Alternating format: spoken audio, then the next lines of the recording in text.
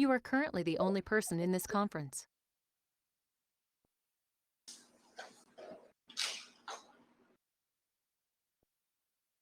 Bom, pessoal, então, vamos dar continuidade a gravações das nossas aulas práticas, né? Dando continuidade agora, posteriormente, à parte de sedimentação. Então, a gente vai estar mostrando para vocês os vídeos relacionados às lâminas e tal, com os ovos e com os cistos, os parasitas que a gente pode estar encontrando naquelas amostras que a gente analisou. A gente passa agora a fazer também uma aula específica para fazer uma análise complementar, que também é solicitada no laboratório para o setor de parasitologia. Então, o nome do teste que a gente vai estar fazendo agora é pesquisa de substâncias redutoras nas fezes. Tá? Vocês já devem ter feito essa prática lá na bioquímica básica, quando as professoras trabalharam a questões dos açúcares redutores. Tá? Então, lá na bioquímica básica, se vocês lembrarem, um reagente chamado reagente de Benedict, possivelmente vocês vão ter um relapso na memória e vão pensar, né, e pelo menos ter a intuição que vocês já fizeram nessa técnica. Qual é a principal diferença? A diferença lá é que vocês usavam soluções padrões com determinadas concentrações de açúcares específicos, né? Então, por exemplo, uma solução padrão de sacarose, uma solução padrão de lactose, uma solução padrão de glicose, e assim por diante, né, dependendo dos açúcares que foram testados. E na aula de hoje a gente vai estar trabalhando com as fezes, tá? Então, por isso que é um exame complementar que vai ser também realizado no setor de parasitologia. Ele é um exame extremamente simples de ser realizado no setor, basta nós termos os reagentes e os materiais necessários para fazer, então, essa análise. Então, eu vou optar hoje em fazer uma reação bem simples, através do aquecimento com a água, né, na fervura, tá? Mas eu poderia também utilizar, por exemplo, no laboratório, um bico de Bunsen. Tem alguns laboratórios que utilizam um bico de Bunsen, tá? Para fazer o aquecimento necessário. O aquecimento é rápido, em torno de 1 minuto ocorre a reação, né? E eu consigo fazer a leitura, então, desses frascos dentro de 1 minuto, tá? Mas eu poderia utilizar também um bico de Bunsen para fazer a técnica. Então, eu optei em fazer por um método mais clássico. Então, eu estou fervendo água no micro-ondas, tá? Fazendo uma água no micro-ondas dentro de um becker, estou fervendo essa água nesse exato momento e vou fazer a execução da técnica. Um pouquinho depois de eu terminar aqui as pipetagens, eu vou pedir licença para vocês, eu vou buscar essa água fervendo e vou colocar, então, os tubos que a gente preparou dentro, então, desse becker com água 100 graus Celsius, tá? Então, é uma maneira de fazer, maneira rápida e bem simples de fazer. O que significa, então, esse exame a nível clínico? Né? Para que a gente faz a pesquisa de substâncias redutoras ou açúcares redutores nas fezes?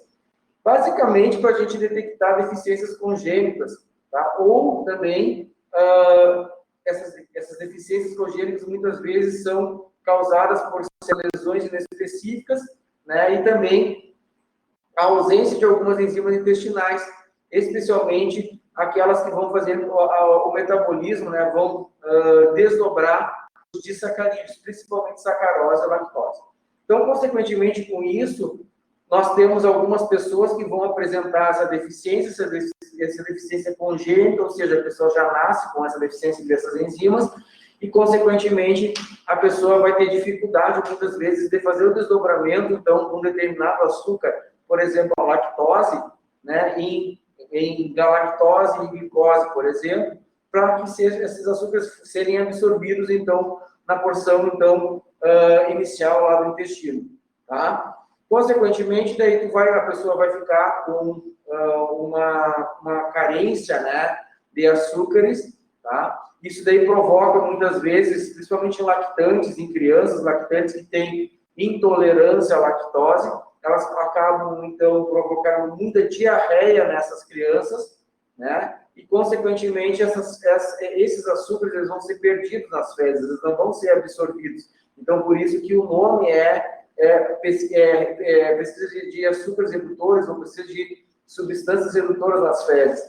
Consequentemente, esses açúcares eles vão sofrer algum tipo de hidrólise, e também a gente sabe que uma das coisas que é bem característico nesses casos é a alteração do pH. Então, eu poderia fazer também a medição do pH das fezes, caso fosse necessário, no laboratório. Geralmente, o médico solicita também, pode solicitar pesquisa de pH nas fezes. Nós podemos usar, então, aquelas fitas normais para avaliar pH, ou também fitas de urina. Então, os laboratórios eles usam fitas de urina e pela automação eles conseguem fazer a determinação correta do pH presente, então, naquelas fezes, devido à automação, passando essas fitas em equipamentos automatizados, principalmente na parte de uranálise, que nós temos hoje disponíveis nos laboratórios.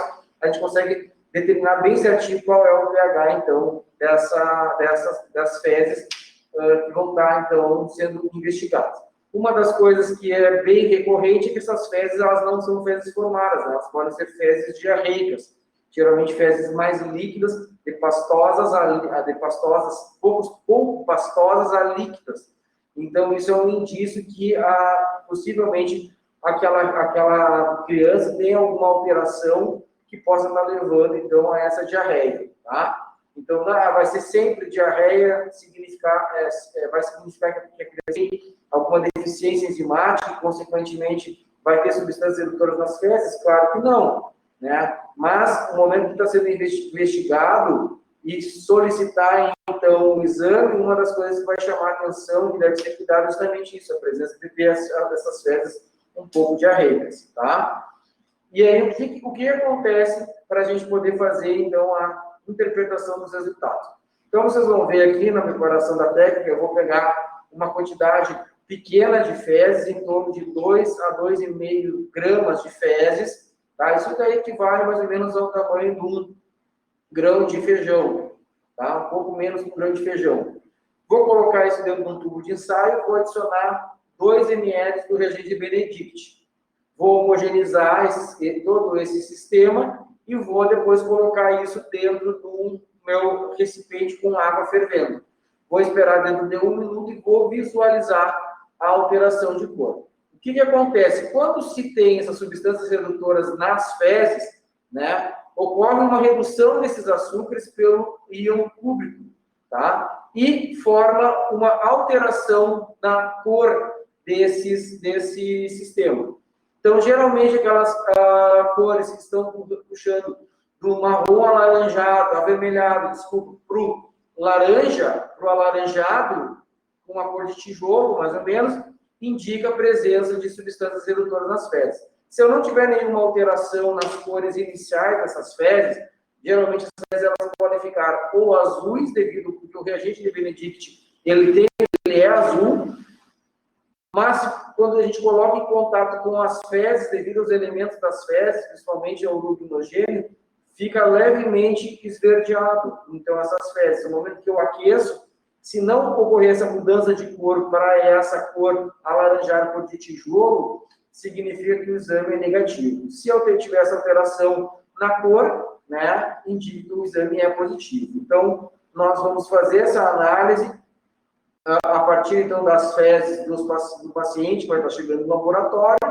e, consequentemente, vai estar liberando o resultado com a presença ou ausência de substâncias redutoras.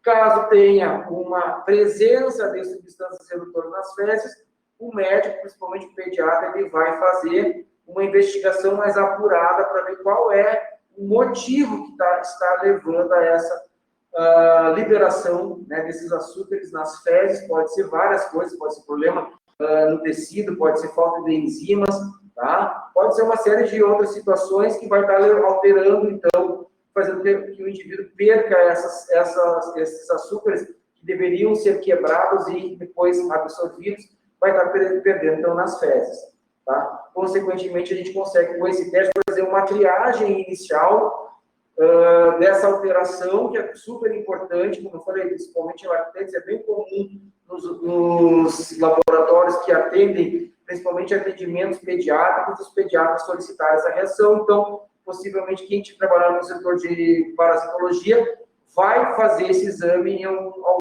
da sua vida. é bom a gente então, ter uma noção de como o exame é feito. Então, aqui nós temos o reagente de Benedict, tá? Temos as nossas 3 amostras que são testadas, paciente 1, paciente 2 e paciente 3.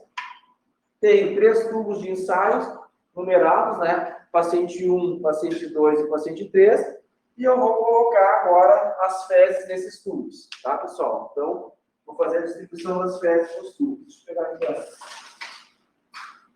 Então, eu vou colocar o paciente 1, ó. Vou pegar o meu paciente 1, vou colocar um pouco de fezes nesse paciente 1.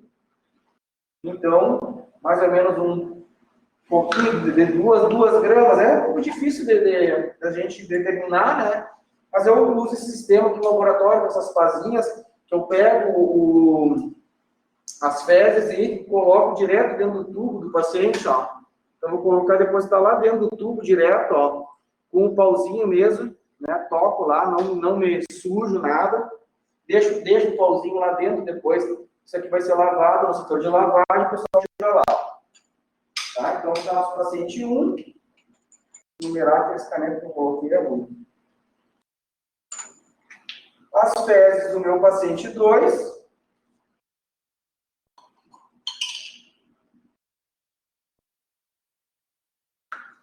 Então, aqui está as fezes do meu paciente 2.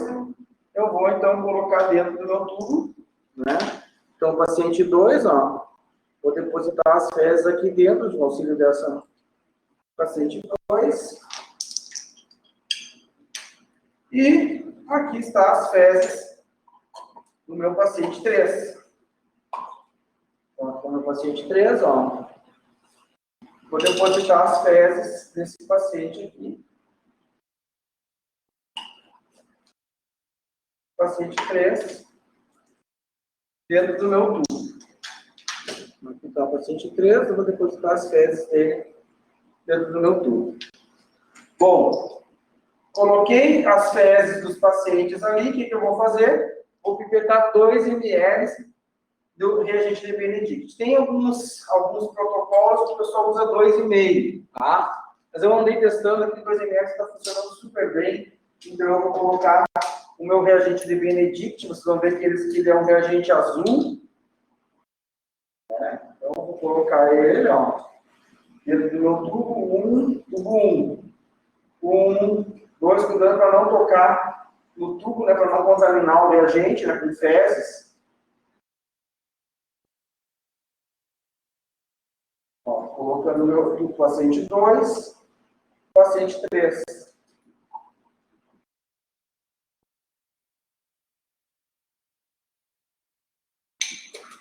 Fecho meu reagente de Benedict e vou tampar, né, o meu tubo, o meu paciente 1. Então, vou trazer só para vocês verem, o reagente Benedict, ele é azulzinho, né? É levemente azul. No momento que eu começar a homogeneizar, ó, ele com as fezes, ele reage com o urobilinogênio e ele fica levemente esverdeado, ó. Tá? Então, misturo bem com as fezes, então meu paciente 1 está pronto. O meu paciente 2, também, ó, ele, o reagente de Benedict é azul, vou homogeneizar com as fezes.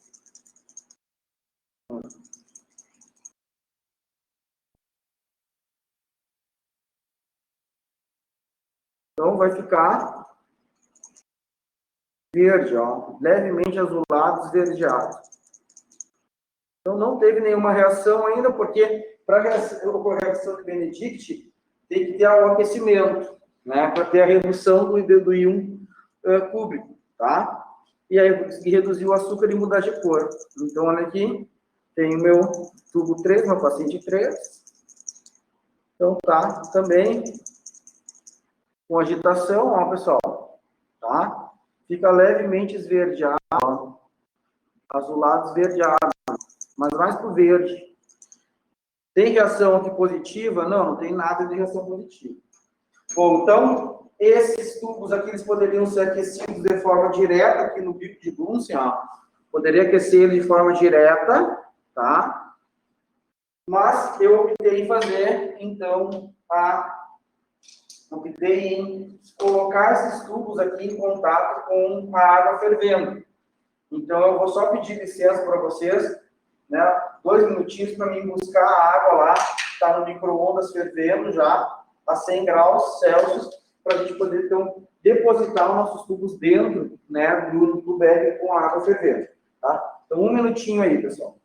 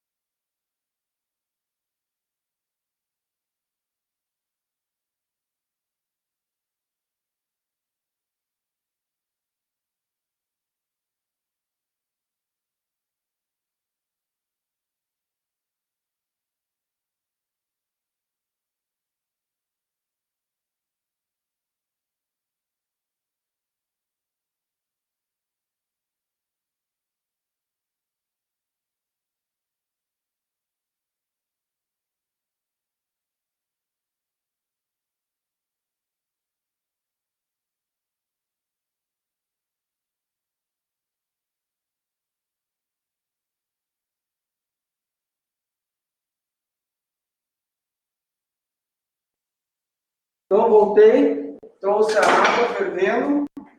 Então, vou colocar os meus tubos aqui em contato com essa água fervente.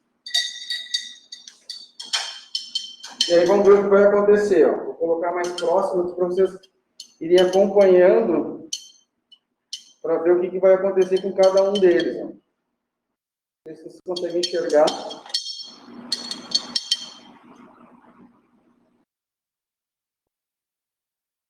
Vamos ver o que vai acontecer com cada um deles.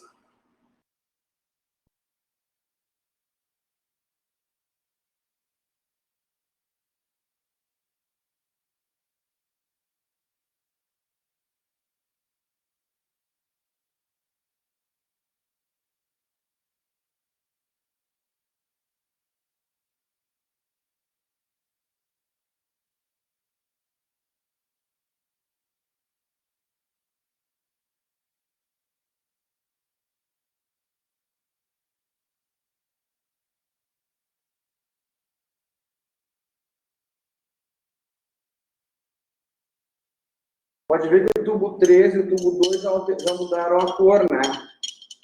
Já alteraram a cor. O tubo 1 ainda mudou levemente, ó. Ficou levemente uma cor mais verde musgo, né? Ficou uma cor verde musgo ali, ó. Tá ficando verde musgo.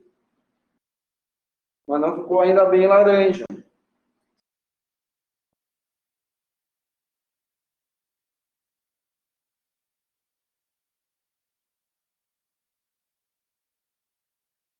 Mas dá para ver que o tubo 1, né, o paciente do tubo 1, ele é um paciente que não é igual ao tubo 2 e nem ao tubo 3. Né? Então, são pacientes diferentes. Possivelmente, esse paciente aqui do tubo 1, ó, está começando a ficar alaranjado, laranja. Né? Então, possivelmente, esse paciente aqui, ó, esse paciente aqui seja positivo. Tá? Está começando a ficar positivo esse paciente. Então, essa água não está bem fervida, tá, pessoal? Poderia ser mais quente, talvez possa ser isso que possa interferir, porque eu andei testando antes a reação. Vou mostrar para vocês o tubo, como ficou anteriormente. Tá fazendo, então, a reação... Ó, mas tá ficando, ó, tá ficando alaranjado. Ó, tá saindo do verde, musgo, e indo para o amarelo, ó. Então, esse primeiro tubo aqui, ó, o tubo 1, ó. Esse aqui, ó. Os outros dois permanecem inalterados, ó. Tá vendo? Os outros dois permanecem inalterados. Possivelmente, então, essa amostra aqui, meio indo para o amarelo, para o laranja, ela é uma amostra positiva. Tem, possivelmente, açúcar. pode ter uma quantidade pequena, demorou bastante tempo para ele virar, né? Mas possivelmente seja uma amostra positiva aqui para açúcares redutores, ó. Que as outras duas também não alteraram, não mudaram a cor. Olha só a diferença de tonalidade, ó. Vou tirar aqui elas. Diferença de tonalidade, então, do paciente 1 do paciente 2. Então, paciente 1, possivelmente resultado positivo. Tá? Olha só a tonalidade. Paciente 2, não mudou a cor. Está verde. Paciente 3, não mudou a cor. Está verde, negativo. Então, possivelmente, dessas 3 amostras aqui, o paciente número 1 tenha, né, um resultado positivo para pesquisa de substâncias redutoras, né, pessoal? Então, é bem diferente, né, dos outros tubos, dos outros pacientes que foram investigados, tá? Então, o paciente 1 seria positivo, esse daqui, né, positivo para pesquisa de substâncias redutoras. Esses outros dois, paciente 2 e 3, seriam, então, negativos para pesquisa de substâncias redutoras, tá? Talvez aqui uma das coisas que pode ter demorado um pouco para virar é mesmo que a água não estava completamente fervendo, tem que estar bom borbulhando, fervendo e colocar o tubo ali dentro, que a reação ocorre rapidamente. Mas dá bem para ver, né, a diferença de tonalidade do tubo, ó. Tá? Então, paciente 3 para os outros dois pacientes, paciente 2 e paciente 3, tá? Resultado positivo, resultados negativos. Tá bom, pessoal? Então, é bem simples mesmo a aula, não é uma aula complicada, né? É uma técnica super simples, mas é importante, é uma técnica complementar também, que deve ser comentada, e a pessoa que trabalhar no setor de parasitologia, no momento que se deparar com a técnica, com a solicitação do médico para fazer a pesquisa de substâncias redutoras, tem que fazer o teste, né? Testar, então, aquelas fezes para ver se o resultado vai ser positivo ou não. Tá? Uma das coisas que complica bastante o laboratório é que não temos reagentes para montar o reativo de Benedict. Mas o reativo de Benedict também é vendido comercialmente pronto. Então, se não tem os reagentes para preparar o reativo de Benedict, o laboratório tem a opção de comprar o reativo, tá? Compra pronto e a gente usa, então, esse reativo pronto, né? Já na rotina. Não precisa daí perder tempo. É bem barato também, não é caro. Tá? Esse teste aqui, a última vez que eu olhei, o valor estava em torno de R$20, né, pessoal? Então, é um teste extremamente simples. Imagina, se tu tivesse 3 amostras para pesquisa de substâncias redutoras nas fezes, fazendo essa técnica, por exemplo, a gente tem 23 minutos de aula, eu explicando aqui, mas se tu fizesse na rotina, eu não perderia 10 minutos e ganharia R$60. Tá? Então, é um teste bem tranquilo de ser feito, de fácil interpretação, ele é um exame qualitativo, tem ou não tem, eu não preciso dizer para o médico qual é o açúcar que tem, tá? É uma triagem de alguma deficiência congênita que aquele paciente possa ter. Tá? Então, é um exame extremamente simples de ser executado, tá? E aí, para fazer o fechamento do exame, como seria o laudo? Teria lá o cabeçalho do laudo, o nome do paciente, o nome do médico, a data de nascimento do paciente, o registro do laboratório, a data da coleta, tudo no cabeçalho do laudo. Pesquisa de substâncias redutoras, amostra, fezes, método, colorimétrico, reação de Benedict, resultado positivo ou negativo.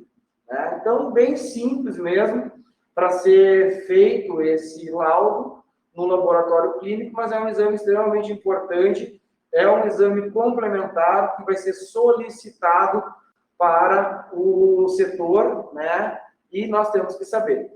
De forma conjunta, geralmente, com o exame de pesquisa de substâncias redutoras, eu falei, é solicitado algumas vezes o pH, né?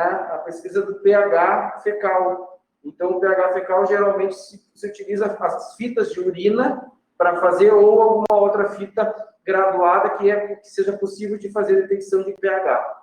E aí, usando esse material, nós conseguimos fazer justamente a detecção do pH e liberar, juntamente com esse exame, o pH fecal. Tá bom, pessoal? Então, essa gravação foi bem mais rápida, porque a técnica é mais rápida, tá? Não tem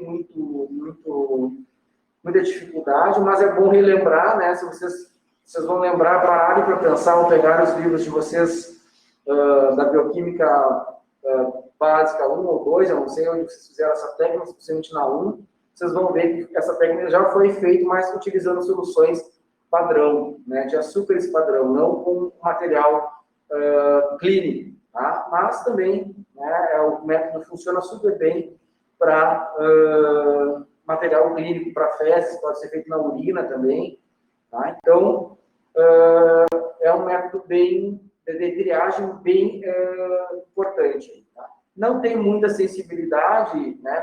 A sensibilidade é baixa, mas ele é um teste robusto, bastante utilizado ainda nos laboratórios clínicos aí. Tá? Dá para ganhar dinheiro com o método, tá bom? Obrigado, então, pela atenção de vocês. Ficamos, então, para a nossa próxima prática aí. Entramos na nossa prática, possivelmente, número 7. Tá? Abraço.